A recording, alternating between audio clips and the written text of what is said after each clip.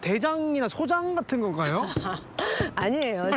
이 작품이 밀레니엄 아이라고. 그러면 이게 아이니까 눈입니까 이게? 대성 씨가 너무 궁금해 하실 것 같아서 작가님을 어렵게 초청했어요.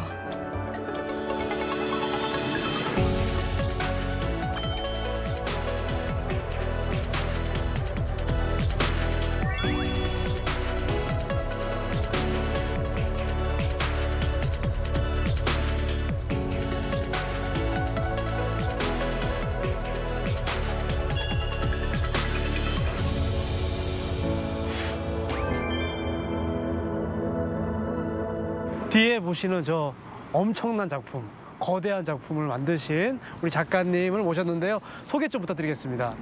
안녕하세요. 안녕하세요. 이배경 작가입니다. 이배경 작가님. 인사 너무 단촐합니다. 뭐 조금 부연 설명을 하면 네네네네.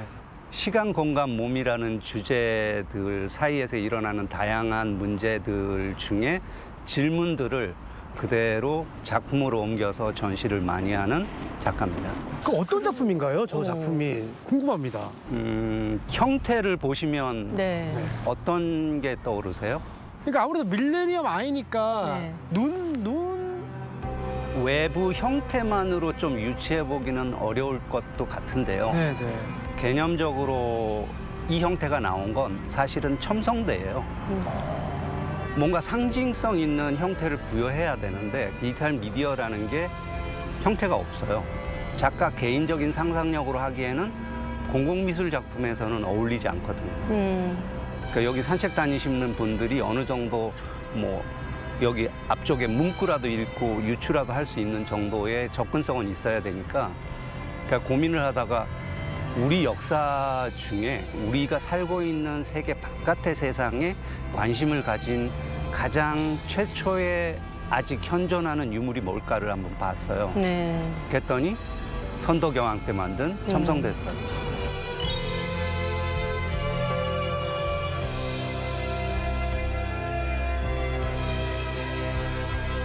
저는 어떤 느낌을 받았냐면 딱 보자마자 약간 놀이공원에 온 듯한 느낌? 그런 느낌을 받았어요. 이 공원이랑 솔직히 말해서 좀 안 어울린다. 그게 저희 컨셉이었어요. 그러니까 저희는 지금 햇빛 뒤에 있는데 네. 햇빛 비치는 방향이나 빛이 불분명할 때 이렇게 보면 리얼 세상에 3D 가상 물체가 있는 것 같은 그런 느낌이 들어요. 예. 풀 스테인리스로 한 이유가 네. 현실에서는 저런 반사나 네. 뭐 저런 느낌이 나는 자연 물체가 아무것도 없잖아요. 근데 저걸로 동그랗게 만들어 놓으면 더더욱이나 그런 반사나 형태를 보는 게 없기 때문에 우리 눈은 되게 생경하게 보거든요. 맞아요. 그래서 저게 네. 실제가 아닌 그냥 가상의 데이터로 딱 갖다 놓은 그런 느낌? 네네네. 좀 약간 그런 네. 느낌을 주려고 했죠. 이 작품 제목이 밀레니엄 아이잖아요.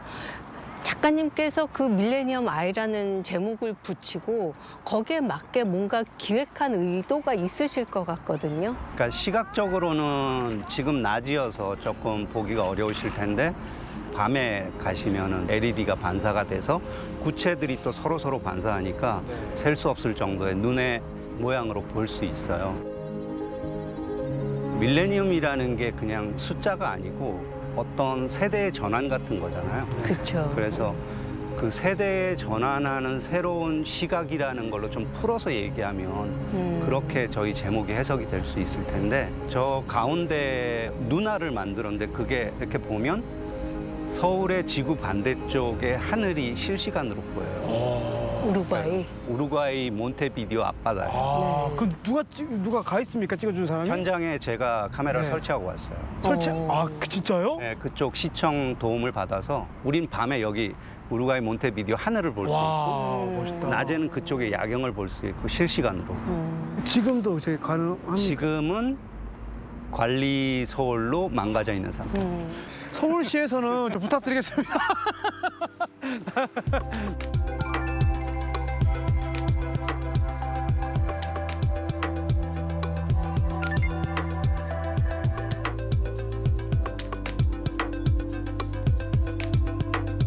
근데 작가님 같은 경우에는 미디어 아트를 독일에서 전공하셨잖아요. 미디어 아트를 접목한 것이 좀 작품에 도움이 되나요? 저는 조각 전공도 했고 뭐 음. 영상 전공도 했고 미디어 전공도 했으니까 네. 어떤 얘기를 할 거냐에 따라서 그 무슨 재료를 쓸 거냐가 조금씩 달라지는 표현 것 방식이 같아요. 다양해지는 거군요. 그리고 세 개 중에는 뭐를 가장 좋아하시는지.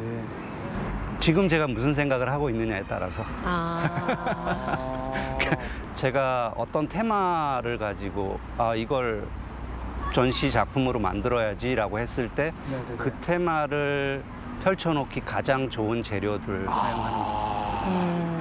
그럼 지금 혹시 그러면 준비하고 계신 작품이 있습니까? 인터랙티브 미디어 설치 작업인데요. 네. 말이 조금 복잡하긴 한데 물방울이 여러 군데에서 떨어지는데 이 물방울에 떨어지는 속도를 레버로 조절할 수 있게 돼 있다고 상상해 보세요. 아, 네네네네. 그럼 물방울이 똑똑똑 떨어지는데 똑똑똑똑. 그 물방울 하나마다 악기를 적용했다고 생각해 보세요. 합주가 일어나겠죠.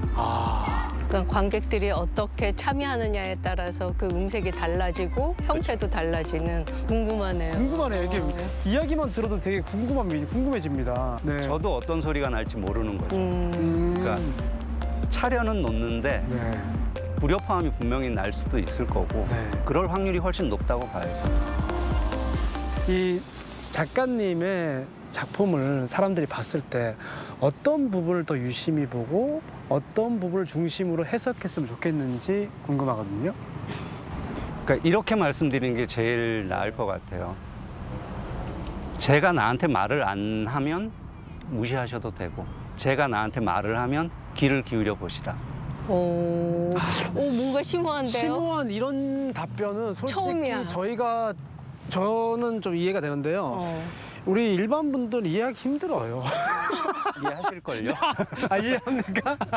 우리가 네네. 지나가다가도 내 관심이 아닌 나무는 그냥 지나치고 내 관심에 부합하는 나무들은 되게 자세하게 이렇게 보려고 하잖아요. 맞죠. 네. 그러니까 작품도 내가 작품에 관심이 있으니까 모든 작품과 소통해야지 이건 좀 욕심인 거고 지나가다 마음에 들거나 뭔가 느낌이 오는 작품들하고는 소통하시고 네. 아니면 지나치셔도 되겠다.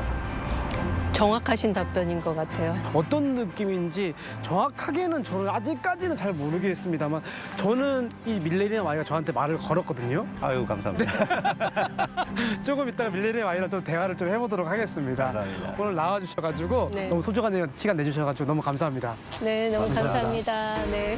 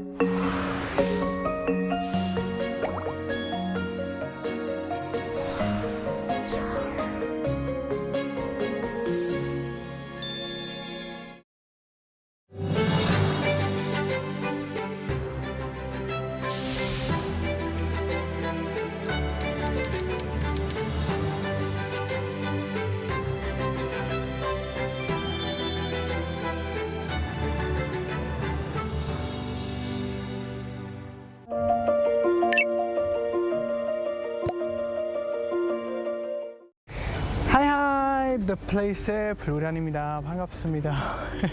네, 지금은 전 세계에서 기후 위기로 힘들어하는 가운데 서천에 아주 특별한 곳이 있다고 해서 찾아왔는데 바로 녹색 서점인 문화 공간 길담.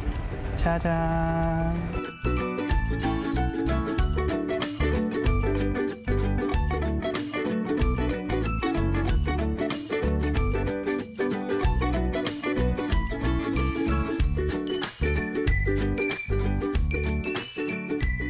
들어오니까 되게 조용조용하고 평온한 느낌이 나네요. 아하, 여기 보시면 이렇게 녹색 평면 책들이 다 있거든요. 그리고 옆에 있는 이게 강의겠죠?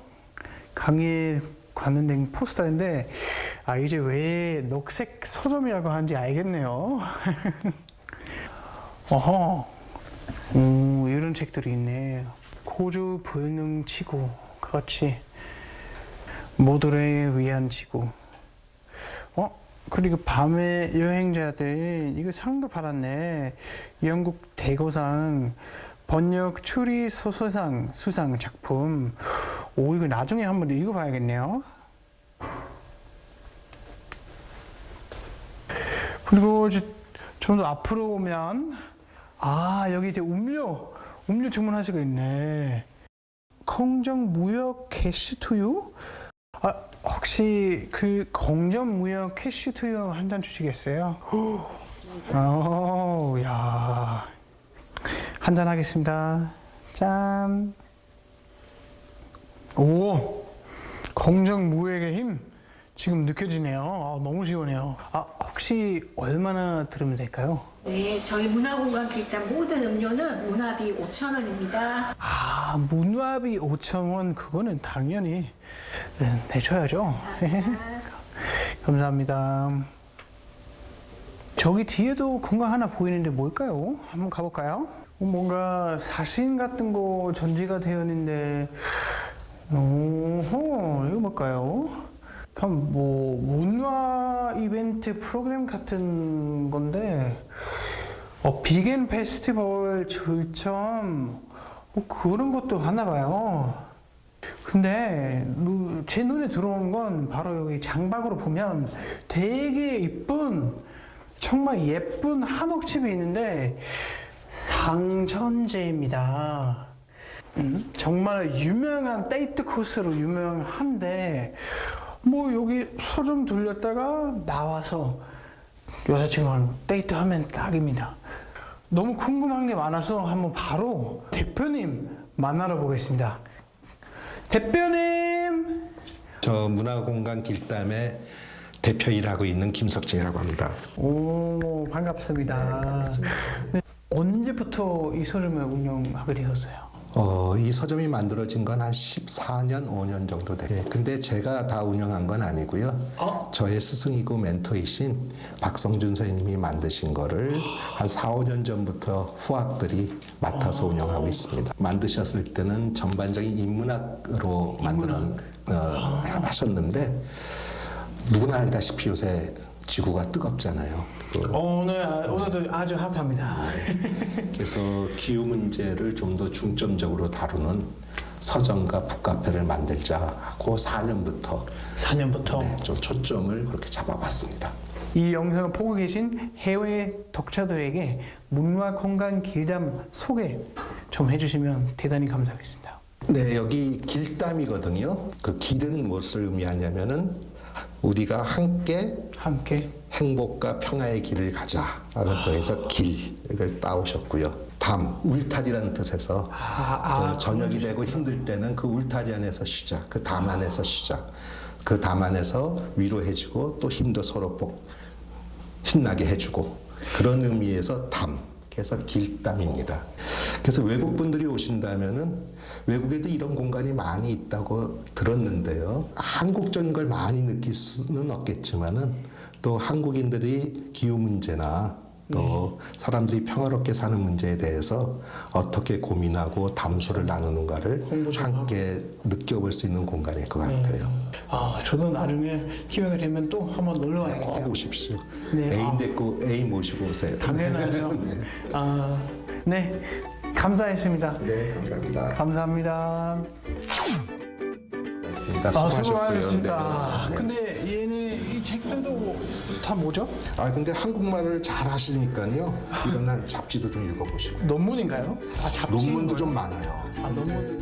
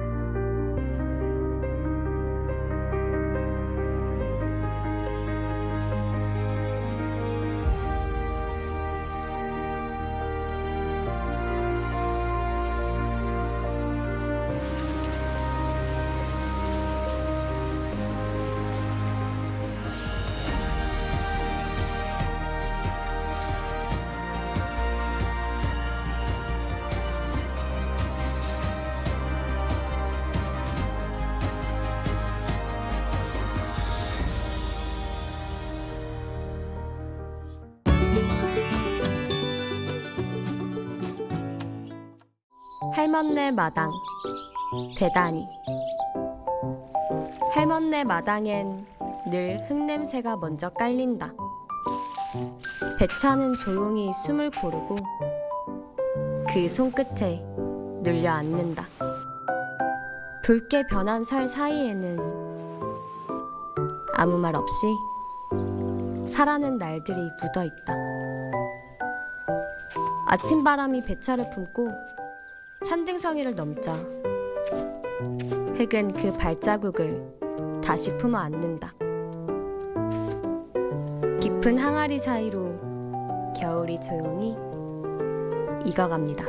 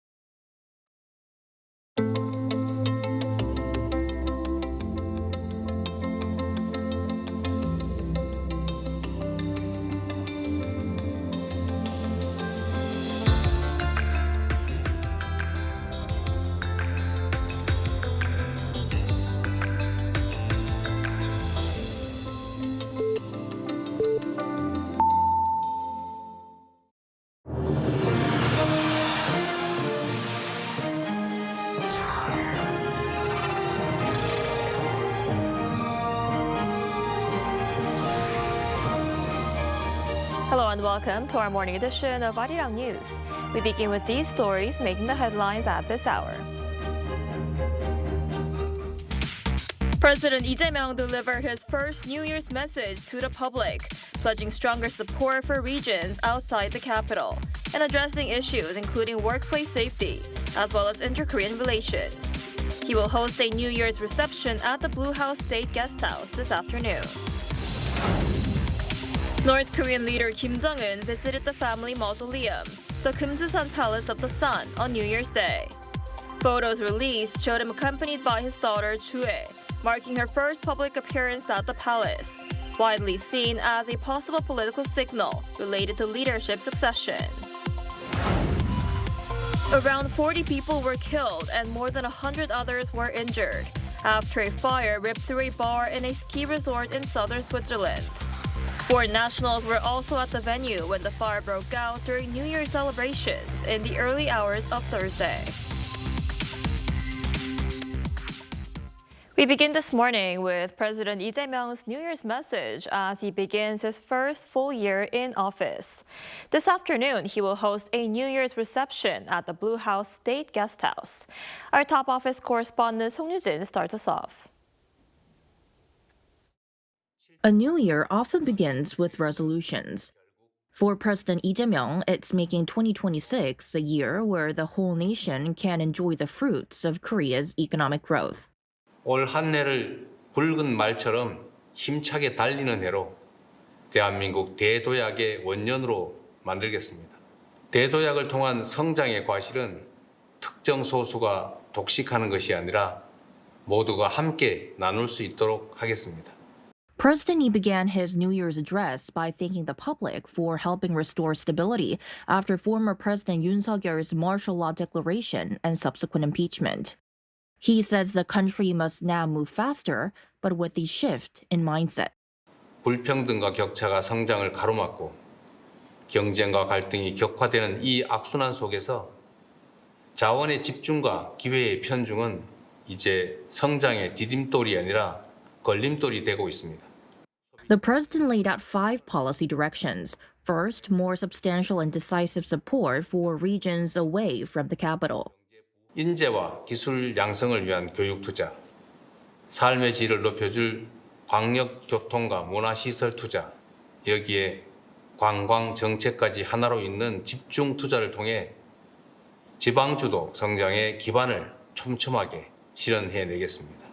Second, the president called for an environment where young entrepreneurs can take risks and innovate, allowing startups and SMEs to thrive alongside big companies. On social policy, Lee stressed the need for safer workplaces through tougher penalties, noting that South Korea has the highest industrial accident death rate in the OECD. Turning to culture, which he described as a pillar of national competitiveness, President Lee pledged stronger support not only for pop culture, but for fine arts. On diplomacy and security, the administration will work toward peaceful coexistence on the Korean Peninsula. 페이스메이커로서 북미 대화를 적극 지원하고 남북 관계 복원을 거듭 모색할 것입니다. The president's resolve was evident at his first official engagement of the year, a traditional visit to the Seoul National Cemetery. In the guest book, he wrote, "We will embark on the first year of a great national leap forward toward a society where we can all live well together." 송유신, 아리랑 뉴스. Seoul and Beijing's foreign ministers spoke on the phone on the final day of 2025 for high-level coordination on President Lee Jae-myung's state visit to China at the start of January. Our Oh Soo-young has more. South Korea and China's top diplomats held a phone call for concrete and substantive outcomes ahead of President Lee Jae-myung's state visit to Beijing. Seoul's foreign ministry says Minister Cho Hyun talked on the telephone on the last day of the year with his counterpart Wang Yi, focusing on the top-level trip from January 4th to January 7th. The two ministers reviewed the trajectory of South Korea-China relations over the past year and agreed to maintain close communication to ensure the success of the visit, which will mark the first state-level summit diplomacy of the new year for both countries. Both sides stressed the need to deliver substantive results that can be tangibly felt by the public and consolidate the momentum towards fully restoring Seoul and Beijing's strategic cooperative partnership.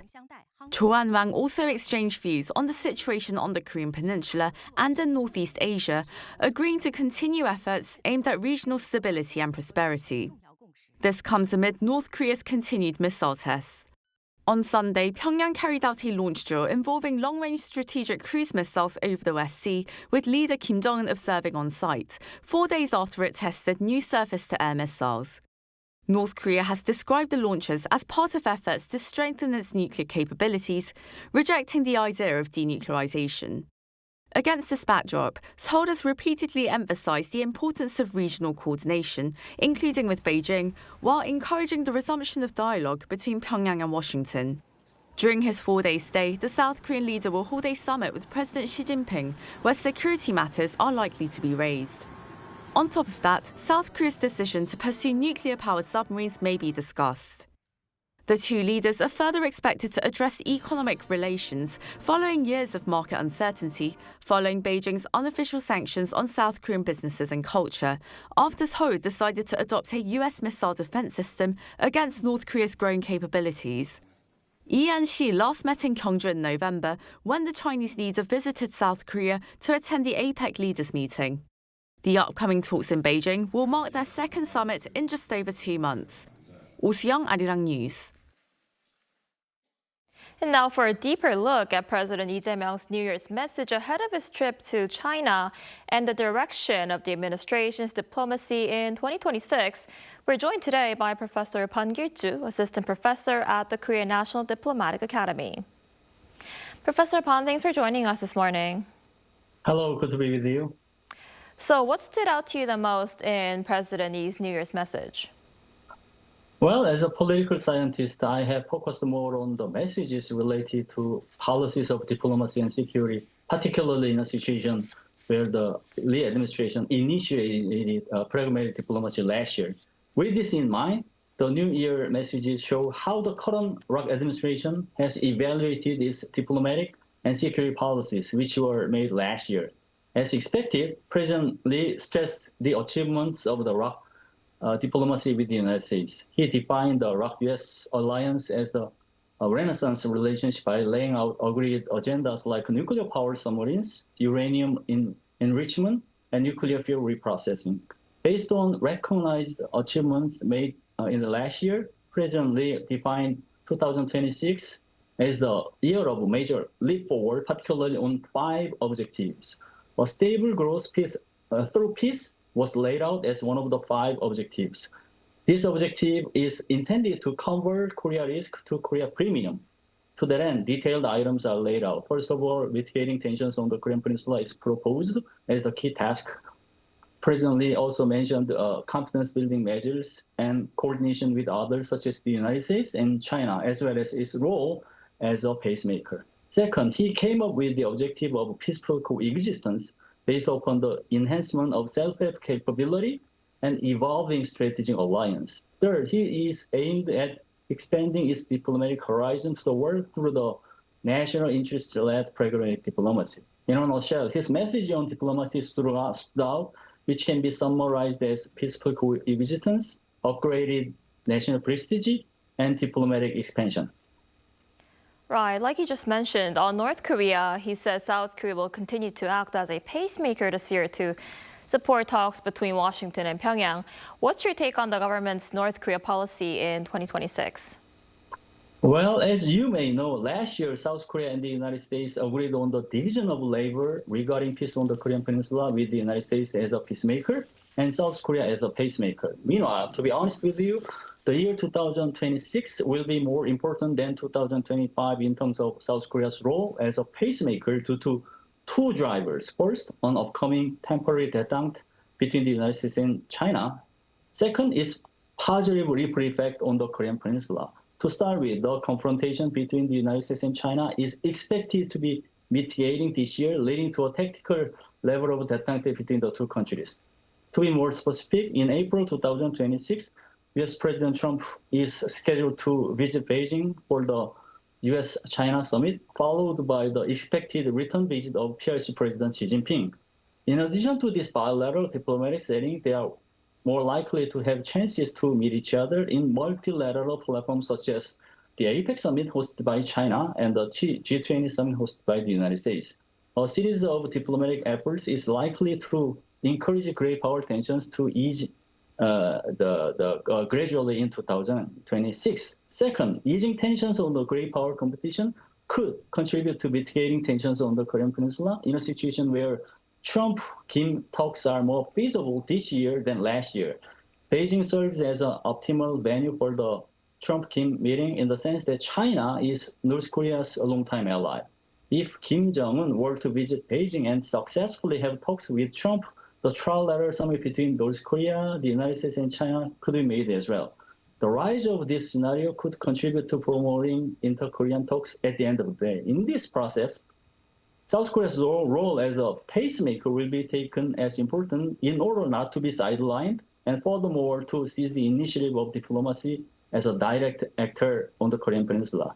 If South Korea is successful with its role as a pacemaker, it should pay more attention to its coordination with a peacemaker, which is the role of the United States. In this vein, South Korea should closely coordinate with the United States prior to US North Korea talks regarding agenda setting and sharing objectives of the possible meetings. Put simply, a pacemaker should be an active player, not a bystander.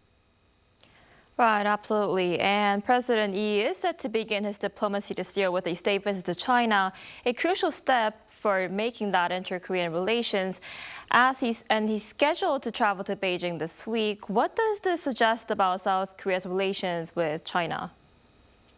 Well, the pragmatic diplomacy has started with the aim to consolidate right-US alliance in a more sustainable way.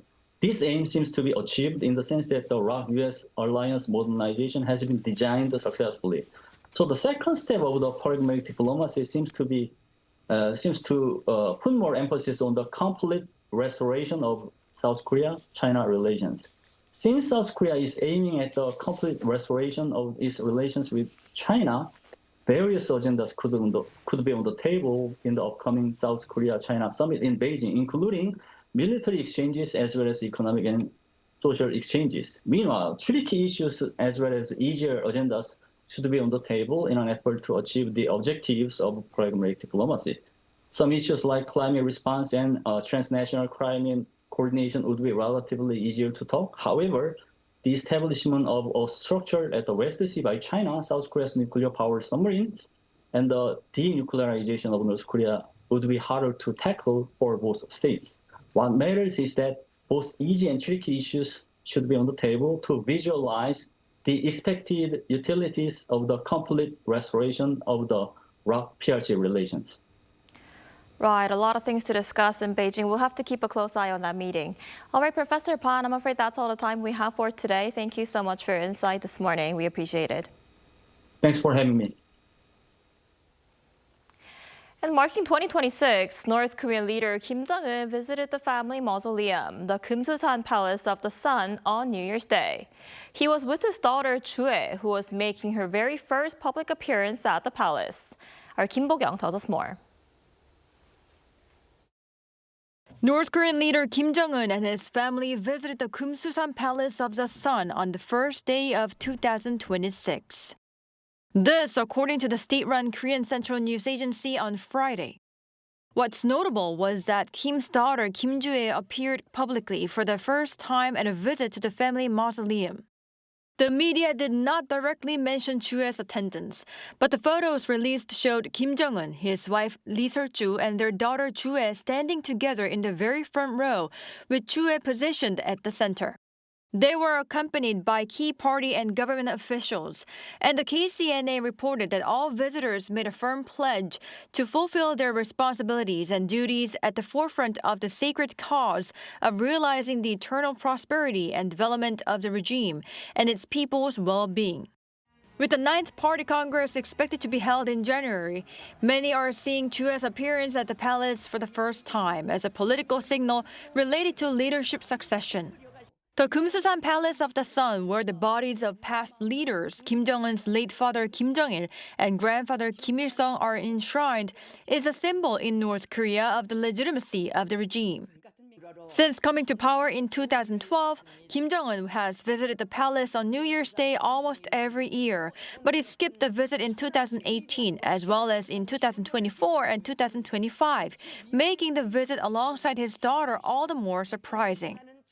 The KCNA also reported that on the same day, Kim Jong-un met with students who were to perform in a Lunar New Year celebration and took photos with them, apparently highlighting his image of valuing future generations. Kim Bo-kyung, Arirang News.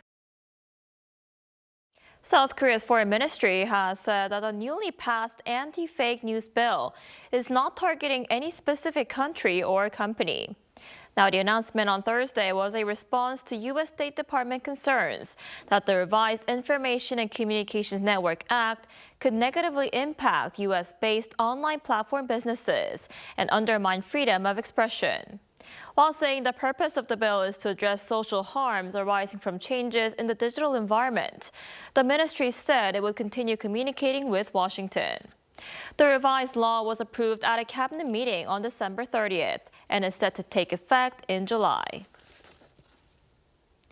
And the U.S. State Department also says Chinese military drills around Taiwan increase tensions unnecessarily, urging Beijing to halt its pressure campaign and return to dialogue. In a statement on Thursday, State Department Principal Deputy Spokesperson Tommy Pigott said China's military actions and rhetoric toward Taiwan are destabilizing and risk further escalation. He said that Washington supports peace and stability across the Taiwan Strait and opposes any unilateral attempt to alter the status quo by force or coercion. China claims Taiwan as part of its territory and has threatened to use force to bring the island under its control. Earlier this week, Beijing launched missiles and deployed fighter jets and naval vessels around Taiwan, saying the drills, codenamed Justice Mission 2025, simulated a blockade of major ports. At least 40 people were killed and more than 100 others were injured after a fire swept through a bar in a Swiss alpine resort. The fire broke out in the early hours of Thursday as people gathered to celebrate the new year. Our Lee Seung-jae has more. At least 40 people have been killed and more than 100 others injured after a devastating fire swept through a crowded New Year's Eve bar in the Swiss alpine resort town of Crans, Montana. The blaze broke out around 1:30 a.m. Thursday at a popular bar known as La Constellation, as large crowds gathered to celebrate the start of the new year. Police say the venue was packed at the time. Investigators are still working to determine the cause of the fire. Swiss President Guy Parmelin described the incident as one of the worst tragedies the country has faced. The circumstances that bring us together on this first day of the year in the capital of Valais are dramatic. The fire that occurred last night in a bar in Crans, Montana is one of the worst tragedies our country has ever known. Crans, Montana is a major international ski destination, particularly busy during the holiday season, with 4 nationals among the dead and injured. A tourist from New York told AFP that he filmed bright orange flames pouring from the bar and saw people running and screaming in the darkness. Another eyewitness told Reuters that bystanders rushed to help, carrying injured people away from the fire to nearby bars and restaurants that remained open as temporary shelters, as many of the surviving victims faced cold-related shock after fleeing from intense heat into freezing air. As mentioned before, the main, problem was the temperature shock from the heat inside to the cold outside. So one of the priorities was to get everyone warm. I'm talking the curtains of the restaurant was used. Out of respect for the victims and their families, President Parmelin postponed his traditional New Year's address to the nation, which had been scheduled for Thursday afternoon. Authorities have also established a reception center and a dedicated helpline to support affected families. Lee Seung-jae, Arirang News.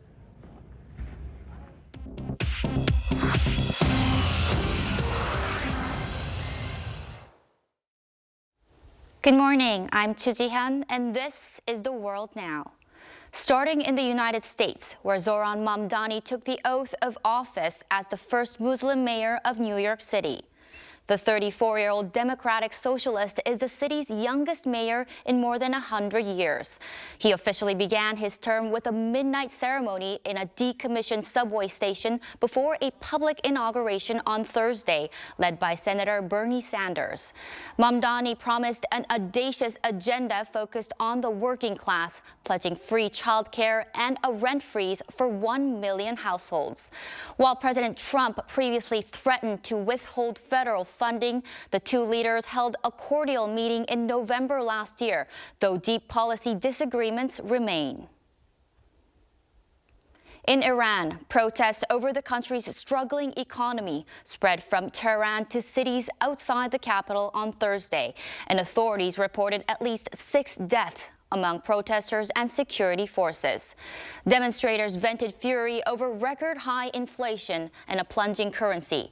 Authorities confirmed the deaths of 5 protesters and 1 member of the Revolutionary Guard in the Lur ethnic regions.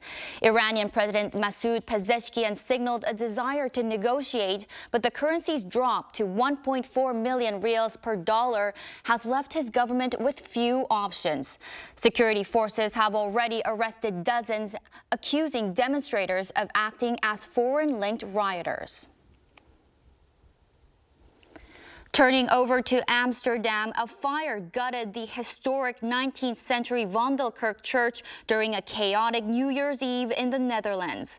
High winds fanned the flames, causing the landmark's 50-meter tower to collapse while residents fled nearby homes. Beyond the blaze, accidents involving fireworks killed 2 people and seriously injured 3 others across the country. Police reported unprecedented violence and faced attacks with patrol bombs and fireworks being used in multiple cities. A nationwide ban on consumer fireworks takes effect in the Netherlands in 2026. Investing legend Warren Buffett officially stepped down on Wednesday as CEO of Berkshire Hathaway. The 95-year-old Oracle of Omaha leaves behind a staggering cumulative return of 6.1 million% since taking control in 1965. While he remains chairman of Berkshire, handpicked successor Greg Abel now takes the helm of the multi-billion-dollar conglomerate. Buffett's departure concludes an era for global finance defined by his unwavering belief in the American economy and his strict ethical newspaper test for business conduct. As he departs, Warren Buffett leaves investors with his most famous quote, "Be fearful when others are greedy and greedy when others are fearful."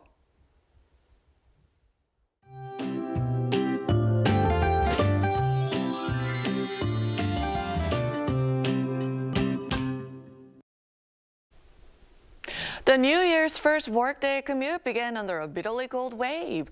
Cold weather alerts remain in place across much of Korea, with many places dipping below -10°C this morning. Meanwhile, snow continues along the western coast of Jeollado and on Jeju Island, where heavy snow advisories have been issued. Mountainous regions on Jeju Island, as well as Ulleungdo and Dokdo, could see up to 15 centimeters of heavy snowfall. Now, along with the colder air, it is extremely dry and windy nationwide, with related weather alerts being issued. The risk of fire is very high, so please stay extra cautious. Daytime highs will remain quite chilly, with Seoul topping out at -3°. Daegu, Gwangju both getting up to 1° under mostly sunny skies in many places. And looking ahead, this weekend will be mostly sunny, and temperatures will gradually return to seasonal levels, bringing some relief from this cold. But for now, take extra care on this icy start to the new year.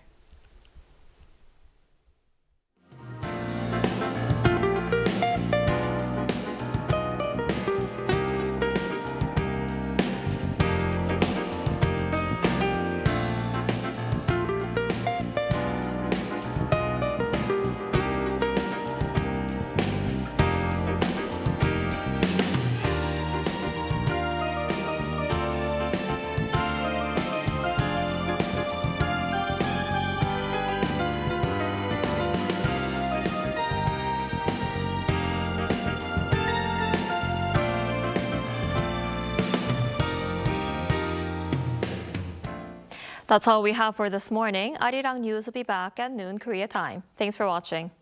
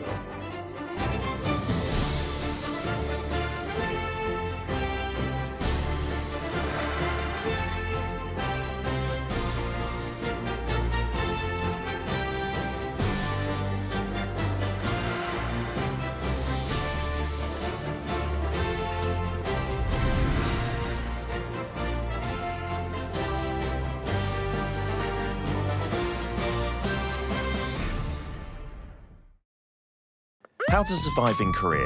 Cafes. Step 1. Find a seat. Before ordering, find a seat. Laptop ID, smartphone, jacket, whatever that can mark your territory. But no bites. It's a little too big. Step 2. Pick up. We do not ask or call your name. We call out, B69번 고객님. The buzzer will vibrate when your order is ready at the counter. Wait, got your straw? Keep the top of the wrapper on. Doing this is more hygienic. Step 3. Cafe etiquette. If you need to use your laptop, find a seat next to a socket. No extra charge for using electricity. But if you're staying over 3 hours, how about ordering another drink or dessert? Step 4. Last bite standing. There's a mysterious custom in Korea. The last bite standing. When there's about 1 bite left of that cake, nobody will go for it. You might be tempted, but don't be hasty. Right before you get up, take the last piece, saying that you simply can't waste food, or just leave it. It will save a few calories. Did you survive at the cafe? Did someone behind the counter catch your eye? Go for the same drink every single day. 오늘도 아이스 말차 라떼 드실 거죠? You might make an impression.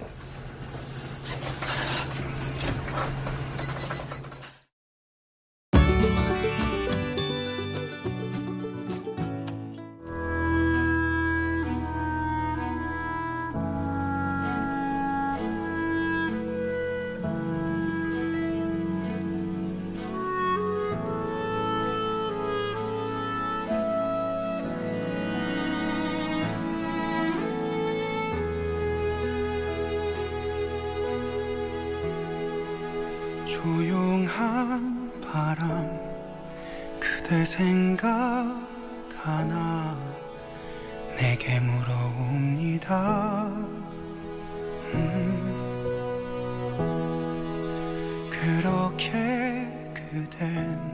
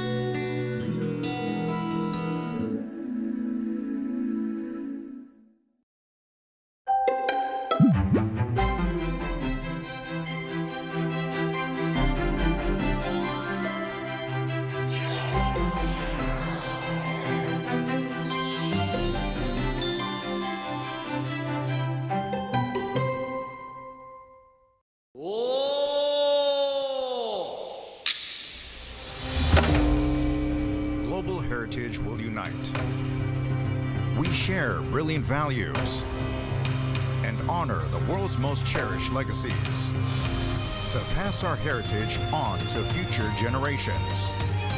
Busan invites you.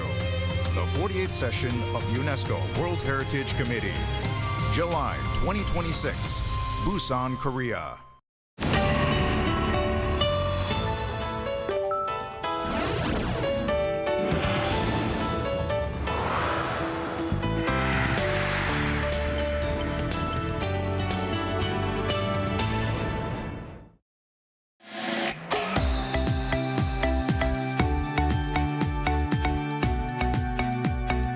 We're here to bring a new type of news show. New insights, new styles, and new topics every day. We are News Generation. Bringing news just for you is Friday, January 2nd here in Seoul. I'm Lee Soo-jin, and this is News Generation. Joining us today is Cheon. Happy New Year. Happy New Year's. Also, Wonbin's with us. Happy New Year's. Happy New Year's. And both are here to speak on behalf of people in their 20s and 30s. So Happy New Year, everyone. Today is a great day for so many reasons. Not only is it the last day of the work week, but it's also the very first Friday of the new year. And most importantly, this is our first show of 2026. Yay. I'm especially happy to be joined on this special day by Cheon and Wonbin. So thank you both for being here as we kick off the new year together.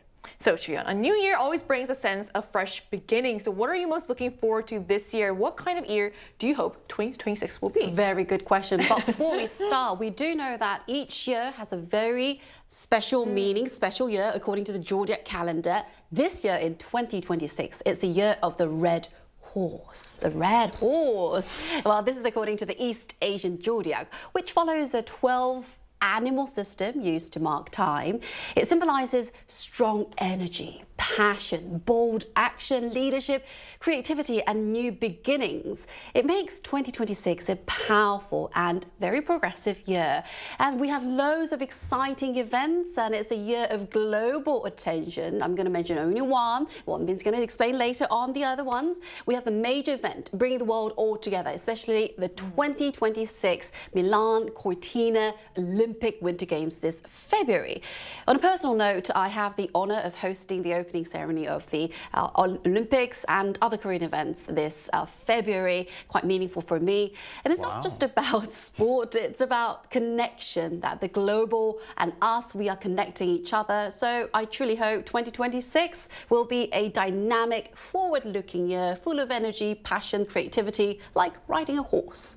I mean, it sounds like you have a very exciting year ahead of you. So what about you, Wonbin? Well, my answer is not as well packaged as Chuyeon's answer, but I am definitely excited for this year as well because of lots of big, exciting sports events. To start off with, like Chuyeon just said, in February we have the Milan Cortina Winter Olympics, and in June there will be the United World Cup with three host countries, and they are Mexico, Canada, and the US. And in the Asian game is coming in September as well. And not to mention that in 2026 we will be having 8 long weekends in Korea. In Korea we call them 황금연휴, which directly translates into golden weekend. So it's a perfect time to plan for a quick vacation or a getaway. So I'm really looking forward for that as well.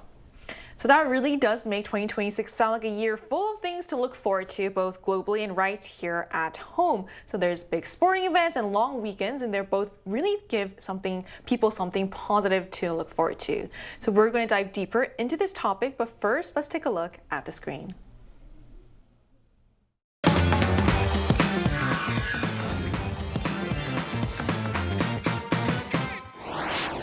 As the new year begins, it gives people a moment, an excuse even, to pause, reflect, and set new goals for the year ahead.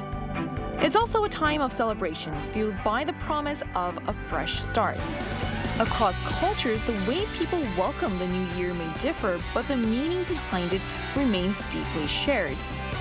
Today on News Generation, we take a closer look at how Korea welcomes the new year, what people hope to see in Korean society, and our own wishes for the year ahead. As we just saw in the video, everyone has their own way of welcoming the new year, along with their own hopes and expectations for what lies ahead. For some, it's a moment of quiet reflection, while for others, it's a time to celebrate and look forward with optimism. So Chuyeon, how did you spend the final day of 2025? And as we begin the new year, what are some of your wishes or resolutions for the new year? Well, on the last day of 2025, that was a couple of days ago, I went to church with my family in order to serve for the year-end service with my family, and it was quite a moment to reflect and give thanks as the year came to a close. The next day, we shared a bowl of tteokguk, the Korean traditional rice cake soup, to welcome the new year. And we wrote down our New Year's resolutions together. It's kind of a family ritual thing that we do every single year. And we usually put them up on the wall, although by the second half of the year, they do tend to fade away. I don't know where they are. And as for my wishes for 2026, they are very simple indeed, but important: to stay grateful and to remain humble no matter what comes my way. It wasn't anything fancy at all, but it was no picnic either, just a simple one, a grounding way to start the year off right. I think it's really sweet that you have such a cute family tradition of getting together and, writing down resolutions. But I think I'm the only one who's serious. Yes. So what about you, Wonmin? Well, for me, on the last day of 2025, I went to one of the countdowns. In Seoul, there are actually many areas where they do a big countdown with a lot of people and even with fireworks as well. And I actually don't go, I've never been to any of these countdowns in person, but I really wanted the energy this year. So I went there for the first time. It was quite crowded, but I think it was a pretty nice, unique experience. And on the day of New Year's, I gathered with my family, my grandmother, my aunt, and my cousins, and we all had tteokguk together, again, which is a traditional Korean rice cake dish, which Juyeon will explain later. And for the resolutions, we all wished for good health and good work and good money and everything good luck. These are all good resolutions. Yes. So beyond individual stories and personal resolutions, we want to see what people are collectively hoping for as we head into 2026. So we asked, what is your wish for the new year? So while personal resolutions may differ, it looks like many people share similar hopes as they head into 2026. So let's take a look. So nearly half of respondents, 49%, said their top wish for the new year is a peaceful daily life, reflecting a desire for stability and calm in uncertain times. Health and wealth followed closely, each chosen by 20%, highlighting continued concerns about well-being and financial security. Meanwhile, 11% said their wish for 2026 is simply happiness, reminding us that even amid broader concerns, personal fulfillment still matters. So what really stands out in the poll is that viewers didn't choose something big or dramatic. They chose a peaceful daily life. That seems to say a lot about how people are feeling right now. So Juyeon, why do you think so many people, especially the younger generations, are valuing calm, ordinary days more than ever? That's a very good question. Well, I reckon many Asian viewers are longing for a sense of calm in their everyday lives, and that is known as aboha. And aboha, it stands for an extremely ordinary day. We talked about this often, and this reflects a desire to step away from the constant pressure from the society and competition. For many people, especially Gen Z, being busy all the time is no longer seen as a badge of honor. Instead, there is a growing wish to slow down a little bit and find comfort in simple and familiar routines. So in a fast-moving society, even an ordinary day can feel like a small luxury to you. And it seems like this preference for calm and balance is not a passing trend, but one that's here to stay for a long period of time. And in a noisy world, calm speaks the loudest. The idea of finding joy in ordinary, I feel like really resonates with me too, especially because we all live in such a fast-paced and demanding society. But this doesn't seem to be just a trend here in Korea. So Wonbin, do you think what we're seeing is also connected to what's happening globally? So why does the desire for everyday normality feel stronger than ever right now? Yeah, so it's not only in Korea, it's happening globally as well. And I personally think it's probably because we had so many conflicts around the world in 2025. The big ones, we have the obvious Russia-Ukraine war, there was the Israel-Palestine war as well, and all the political, economical newses, climate change, we had two big fires, one in California and one in Hong Kong, and the list goes on. And all this news makes us value our ordinary, normal, peaceful life more than ever, and people are really trying hard to find it more than before again. And finding peace in our daily life has become even more difficult because on top of everything that happened around the world, inflation is hitting every single person in this world. Everything is more expensive, so there's that too. And when we see outside the window and see everything else is going on, we tend to value what's inside our home, the warm bed and just everything ordinary. I think that's why in Korea there's a saying, no news is also good news. Yes, absolutely. So it really puts things into perspective. When uncertainty becomes part of daily life, even ordinary routines start to feel precious. And one way people hold on to that sense of stability is through tradition. So that brings us to this question. Juyeon, New Year celebrations look very different around the world. So how is the New Year celebrated right here in Korea? Well, in Korea, we have two different New Year's. Lucky us, right? We have, first we have the Solar New Year, and the second one is a Lunar New Year. Yes, yesterday was the Solar New Year, or Yangnyeok in Korean. For the New Year, families traditionally eat tteokguk, a rice cake soup that Wonbin enjoyed as well. It symbolizes growing 1 year older under the old Korean age system, and people often wear hanbok and perform a formal bow to elders known as 세배. During the Lunar New Year, which is February this year, which usually lasts 3 to 5 days, families gather for longer, spend time all together and enjoy traditional games like yunori, which is a traditional board game.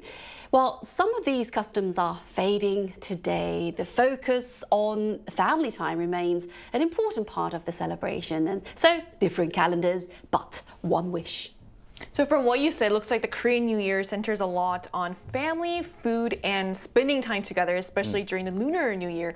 But of course, every culture has its own way of welcoming a new beginning. So, what are some New Year traditions from other countries that stood out to you? Right, so I brought a few interesting ones, and when I was doing the research, I was actually quite surprised. They were pretty interesting. So in Spain, apparently they eat 12 grapes, and that's like individual pulps, not whole grapes. When the clock turns to midnight, and each grape is supposed to represent a single month. And in Japan, they eat a dish called osechi. It's a dish with a variety of ingredients, and each ingredient represents wishes and luck, such as health, work, and money. I really want to try that dish. And Brazil wears white clothes, and they throw flowers to the beach. And in Italy, apparently, they wear red underwears to represent luck, love, and wealth. Oh, that's pretty cool. So hearing these traditions really reminds us that no matter where we are in the world, we're all welcoming the new year with hope, fun, and a bit of optimism. So to get a more global perspective, we'll be speaking to a young person from Europe who will tell us how the new year is celebrated in his country. That conversation will come right after the break, so don't go anywhere.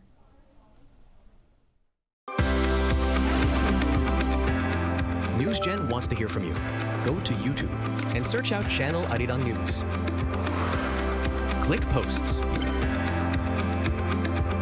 and cast your vote in the poll. Make a new type of news with us. Joining us today is Marco, a young person from Italy. So hi Marco, thank you so much for connecting with us today. Hello, thank you for having me. Ciao. Happy New Year. What is a new year like in Italy? So are there any special traditions or customs? Well, Happy New Year is celebrated usually with family and friends, close friends. So it's a long dinner of celebrations. Usually the traditions that the other host mentioned is true. So wearing red underwear, it's correct. So we would think why wearing red underwear is going to bring luck for the future, for the next year. Wow. And then another tradition is related to food. As you may know, Italy is very strict on their food traditions and culture. So we would eat sausage or pork with lentils, and lentils look like small coins. So by eating lentils on New Year's Eve, people would think that for the next year is going to bring wealth and together with happiness and money.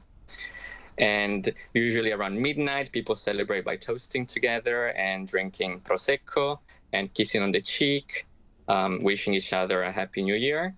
And together with that, we also have a lot of games that we play together. So it's usually card games or the Italian version of bingo, which is very similar to the regular one, but we don't have only one winner when you collect all the numbers on the scoreboard, but also if you have a pair or 3 numbers or 4 numbers in a row, you also have a chance to win. So there's more winnings and more prizes in that case. And fireworks at midnight. And so it's a big moment of celebration, hoping for the best for the next year and wishing each other happiness and wealth. I love all the traditions that you just mentioned, especially the wearing the red underwear. Well, then what are you hoping for most in 2026 on a personal level or on a broader sense? On a personal level, I would like to have more stability work-wise.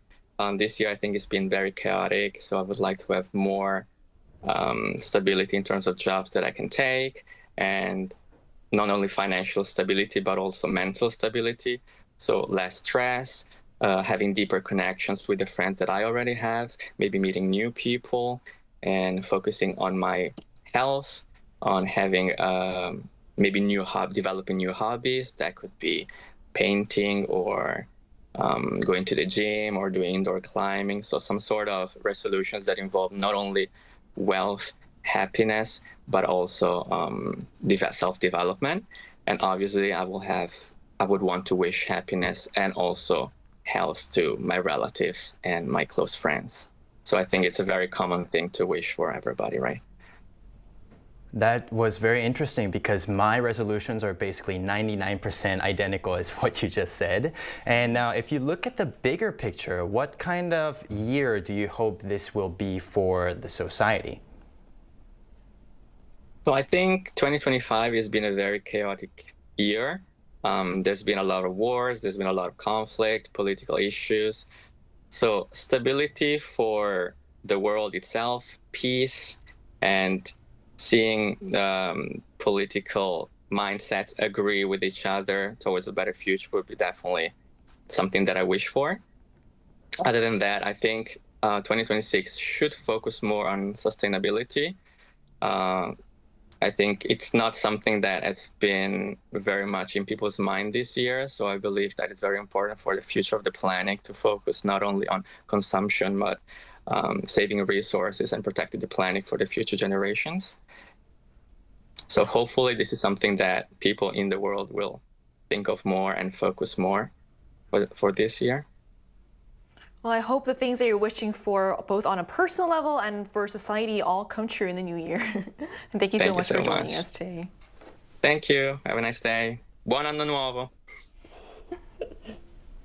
So we just heard from a young person from Italy who shared how the new year is celebrated there along with his personal wishes for himself and for society as a whole. We also wanted to hear what people here in Korea are wishing for as we head into 2026. So we asked on the Arirang News YouTube channel, what are your hopes for Korea in the new year? So here's what the results showed. The responses show that economic stability tops the list with 43% saying it is their biggest hope for Korea in 2026.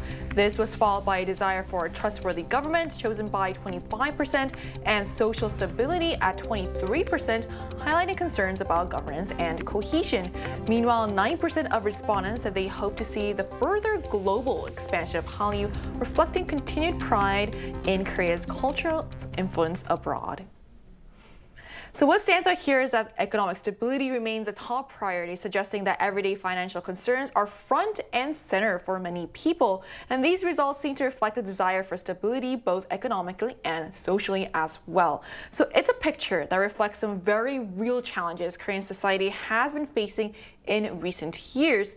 So, Jian, let me ask you, do these hopes resonate with you? When you think about Korean society in the new year, what changes or improvements do you personally hope to see? Well, while I was looking at the chart, it was quite impressive. You know, stability, economic stability was on the top. And that view makes sense to me, of course. The call for a more stable economy this year since the pandemic. You know, many people have struggled with rapid inflation and rising living costs. And at the same time, economic polarization has deepened, placing a heavier burden on younger generations. Recent reports show that while young people's incomes have not grown that much, housing costs and interest rates have continued to rise. You know, this is not exactly an easy equation. So as a result, many young adults are finding it harder to stay financially secure.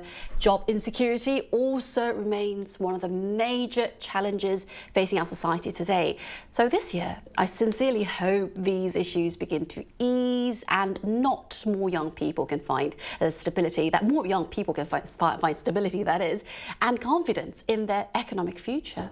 So I think you did a great job of covering the key areas. So do you have anything to add to this, Sunmin? Yeah, I just wish there were less conflicts, fights, and arguments around the world, just in general, in 2026. Korea seems to be polarizing in a lot of ways, especially in 2025, you know, between generations, between genders, even in politics. To be fair, it's not just Korea. This is what a lot of other countries are going through as well. But I hope that all people, both sides, can find a middle ground and understand each other and maybe respect each other a little bit more. And although I do understand that they might have their own opinions and valid arguments, I wish we could find a middle ground and just find peace. So as we begin 2026, what stands out is that while hopes may differ, the message is quite clear. People are looking for stability, connection, and moments of joy in everyday life. Whether it's personal growth, a peaceful society, or simply a normal day without worry, these wishes reflect a shared desire for a better year ahead. And as their voices show, sometimes the biggest wish is not something extraordinary, but a chance to live well every day. So that brings us to the end of today's episode of News Generation, with News Gen moving back on Monday at 10:30 a.m. Korea time with more stories and discussions. A big thanks to Cheon. Thank you for having me, Sujin. And also Wonbin. Always a pleasure. And to our viewers, thank you for joining us and Happy New Year. We are News Generation.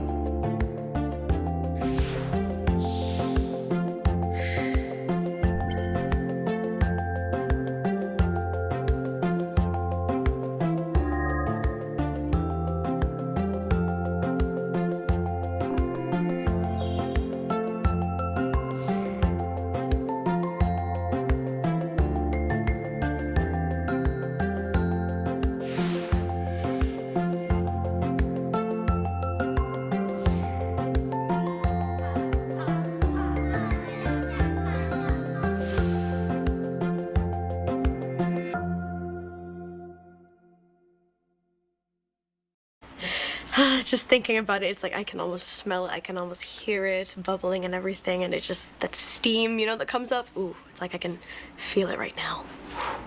Yes.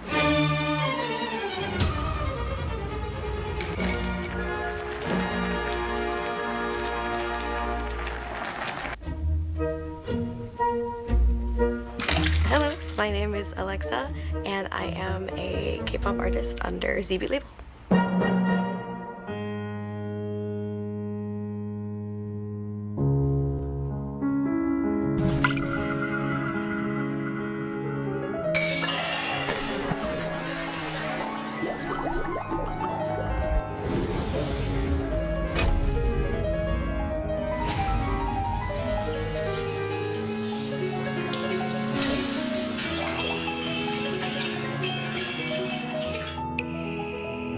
When I think that far back, there was a local Korean restaurant in my hometown in Tulsa. I don't remember if I tried it there or when I tried it when I first came to Korea, but all I remember was it was years ago, but the taste is what I remember.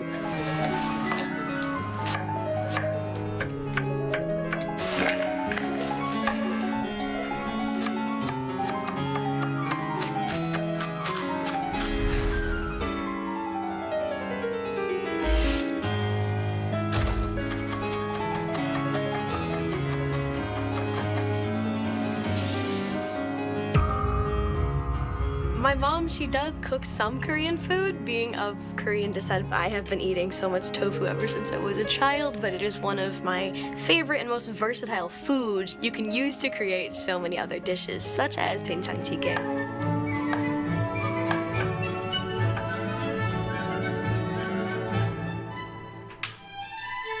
But when it comes to, you know, actually eating it and enjoying it, it must be served in a tteokbegi, which is like, to translate to English, I guess like a hot stone pot, I guess. And that's gonna keep the food nice and hot till the very last bite. It's just, you can't eat it in like a plastic bowl. Like, it needs to be in the tteokbegi. That is like 필수. That is necessary for this. Star of the show is essentially doenjang, like the soybean paste. So as long as that's delicious, the stew's gonna be delicious no matter what, so no worries there. But all the flavors coming together to create that really like decadent, very flavorful broth. And again, when it's really hot in the tteokbegi and the steam just comes up and it just emits those nice fragrances, It's just an unforgettable experience if somebody's never tried tteokjjigae before.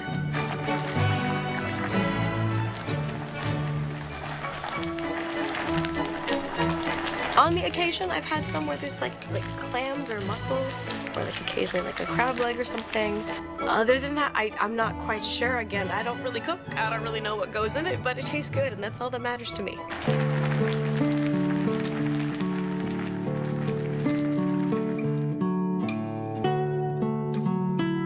When I think about that, it just kind of reminds me of coming home from a long day of work, whether it's just full schedule or just practicing, and I just need all of my stress to go away. And thinking about this just brings me to that point of relaxation where everything is just fine, everything's good.